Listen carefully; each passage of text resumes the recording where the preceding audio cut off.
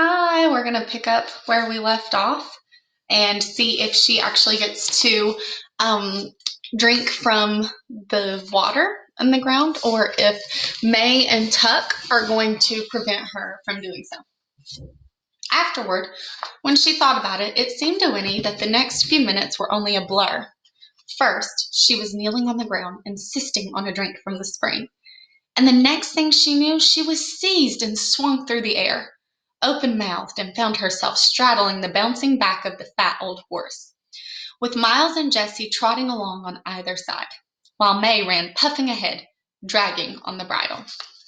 Winnie had often been haunted by visions of what it would be like to be kidnapped, but none of her visions had been like this, with her kidnappers just as alarmed as she was herself. She had always pictured a troop of burly men with long black mustaches who would tumble her into a blanket and bear her off like a sack of potatoes while she pleaded for mercy. But instead, it was they, May, Tuck, Miles, and Jessie, who were pleading, "Please, child, dear, dear child, don't you be scared." This was May trying to run and call back over her shoulder at the same time. "We wouldn't harm you for the world if you'd yelled or anything." This was Jessie.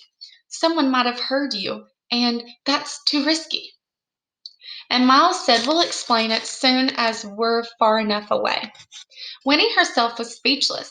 She clung to the saddle and gave herself up to the astonishing fact that though her heart was pounding and her back felt like a pipe full of cold running water, her head was fiercely calm. Disconnected thoughts presented themselves one by one as if they had been waiting their turn in line. So this is what it's like to ride a horse. I was going to run away today anyway. What will they say when I'm not there for breakfast? I wish the toad could see me now. That woman is worried about me. Miles is taller than Jessie. I'd better duck if I don't want this next branch to knock me off. They had come to the edge of the wood now, with no sign of slowing their rapid jog. The road, where it angled across the meadow, was just ahead, dazzling white in the open sunlight. And there, standing on the road, was the man from the night before, the man in the yellow suit, his black hat on his head. Discovering him, seeing his surprise, and presented at once with choices, Winnie's mind perversely went blank. Instead of crying out for help, she merely goggled at him as they fled past the spot where he stood. Surprises me. May Tuck was the only one who spoke, and the most she could offer was, "Teaching our little girl how to ride." Only then did it come to Winnie that she ought to shout, wave her arms, do something. But the man had fallen away behind that time. She was afraid to let go of the saddle, afraid to turn around, lest she fall off the horse. In another moment it was too late. They had sped up the hill and down its other side, and the opportunity was lost. After another few minutes, the road led them to a place where, off to the left, a shallow stream looped near with willows and sheltering scrubby bushes. "Stop!" cried May. "We'll stop here." Miles and Jessie grabbed at the horse's harnesses, and he pulled up abruptly, nearly toppling Winnie off over his neck. "Lift the poor child down," May gasped, her chest heaving.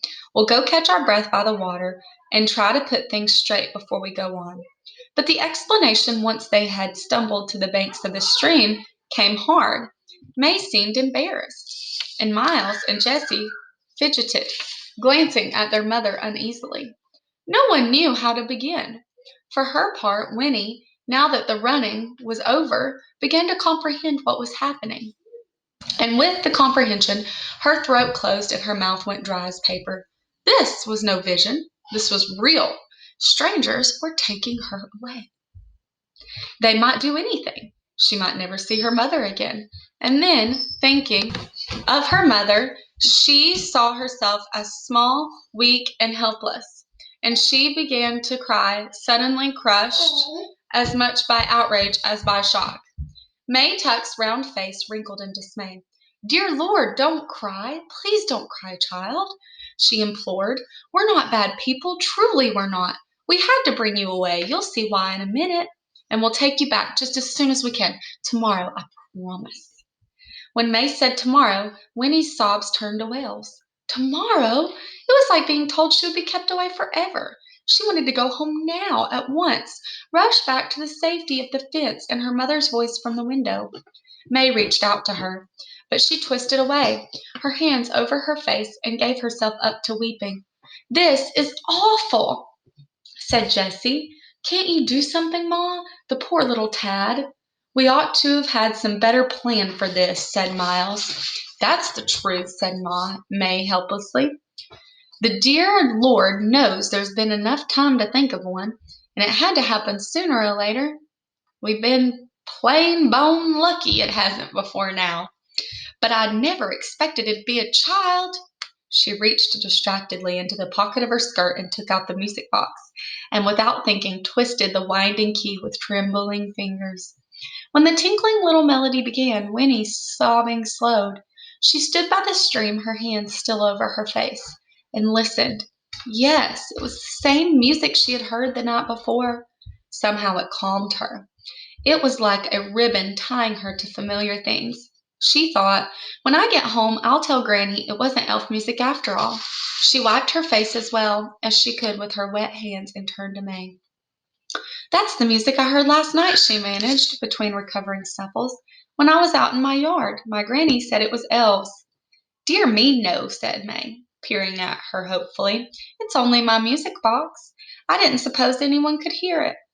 She held it out to Winnie. "Do you want to take a look at it?" "It's pretty," said Winnie, taking the little box and turning it over in her hands.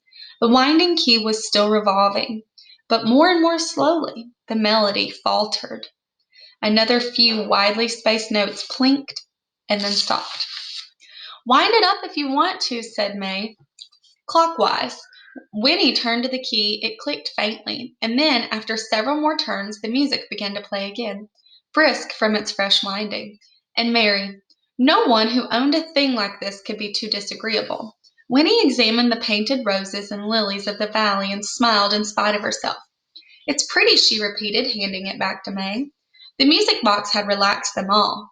Miles dragged a handkerchief from a back pocket and mopped at his face, and May sank down heavily on a rock, pulling off the blue straw hat and fanning herself with it.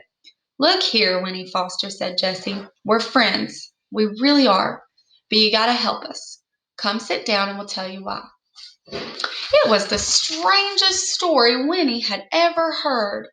She soon suspected that they had never told it before except to each other, that what she was their first real audience, for they gathered around her like children at their mother's knee, each trying to claim her attention, and sometimes they talked all at once and interrupted each other in their eagerness. I am loving this book, guys.